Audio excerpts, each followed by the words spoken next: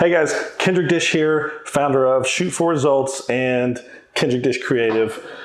And what I've got is I've got some Rosco lights that they sent me and they wanted me to try them out. And so I thought I would share with you what I thought. Okay, so I used them on 2 different professional shoots and I've collected some thoughts, but there's not a lot to it, so let's just get right into it. The kit they sent me is a 3-light kit. There's one back there, and I've got this one right here.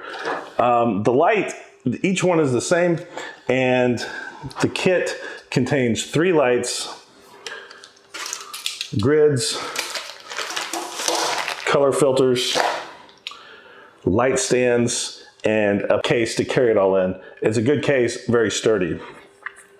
So the lights themselves are made of aluminum and they come with the ability to plug in. They also come with the ability, or you have to order modular components to attach different battery types. This is the Anton Bauer type, and you can also attach V-mount types, which is kind of nice because what you can do is you can actually unscrew you can take, with a little bit of time, you can unscrew and take off the power supply, which reduces the weight that's at the top of the light stand. And you can put the battery on there. So that's actually kind of a cool feature. But the lights themselves consist of just a couple of options. You've got these are bicolor lights with a range, let me check my notes, make sure I got the right range, with a range of 3,000 to 6,000. So you turn the power on, and this is going to blind me if I turn it on, but you can turn on, and that's 100%. You can see how bright. These things are really bright. They're really bright, and that's one of the great things about them. But you click, and it goes down 10%. Let me put it here, you can see. Until you get to whatever you want, and then you can also turn the dial to go up and down. So it's a kind of a quick way to get approximately the light level you want. This is, let me just point this at you guys, and you can take it to 0 and you can see what.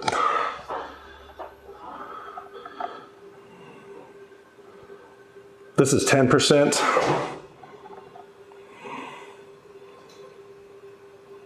And that's 0. So we'll go all the way up to 100. There's 20.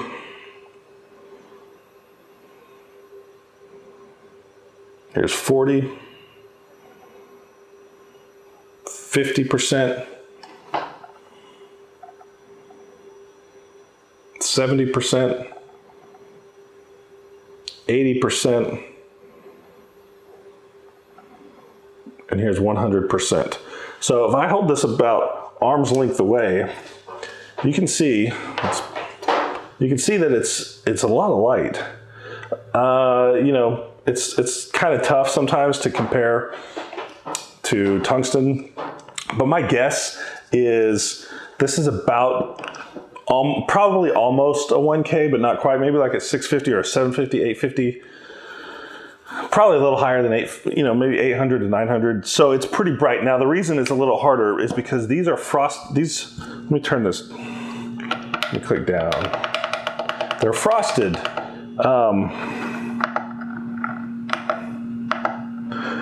And it's a little different than other LED lights. So it's pretty diffuse from the get-go.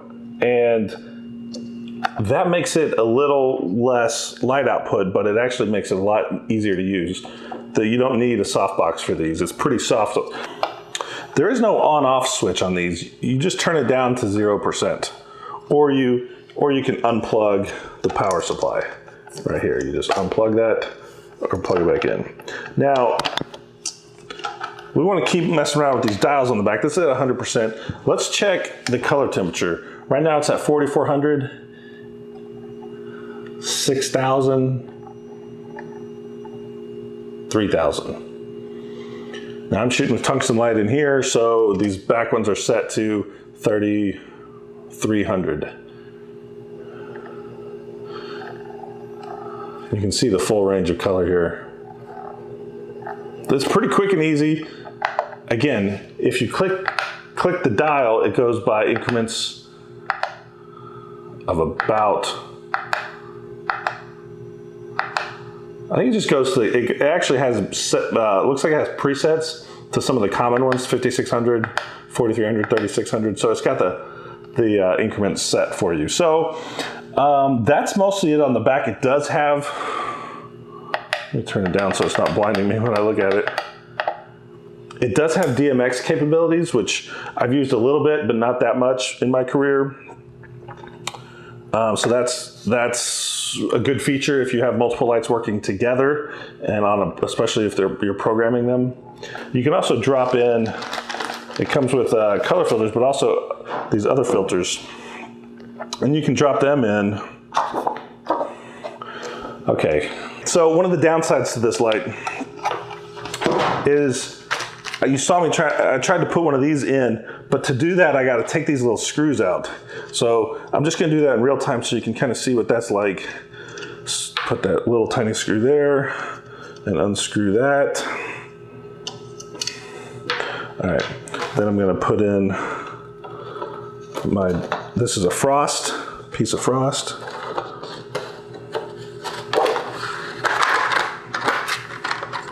Oh, I put it in sideways.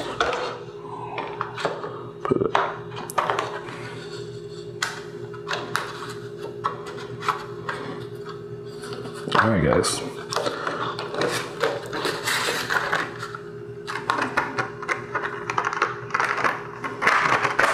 There we go. Okay. Then if I want to put these back in, it takes, first of all, they're really tiny, but then I got to put them back in. If I don't lose them, that means screw them back in. Now you do the same thing with the grid. If you wanted a gridded light, you just drop this in there, which is pretty nice. You just drop it right in, and now your light is gridded. And that helps a lot for directional lighting. And it's even softer now. You can kind of see on maybe see on my face, it's much more directional. And it's a little softer since we got that frosted glass in there. Since it's a bicolor light, we probably don't need some of these color gels, but in case you did, it's there. And then I, screw these back on there to keep the grid in place. It takes a long time when I'm on set. I'm trying to, and I got 3 of them to do.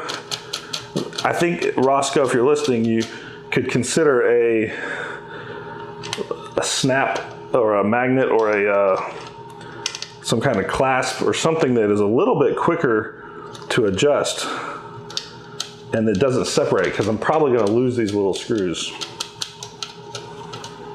But there we go. Now, one of the things I really like about these is these things are heavy duty. So they weigh about 4.5 pounds a piece with the yoke on there.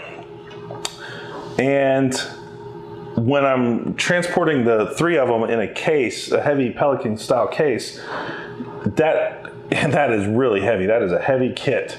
But what I'm not worried about is I'm not worried about these things breaking.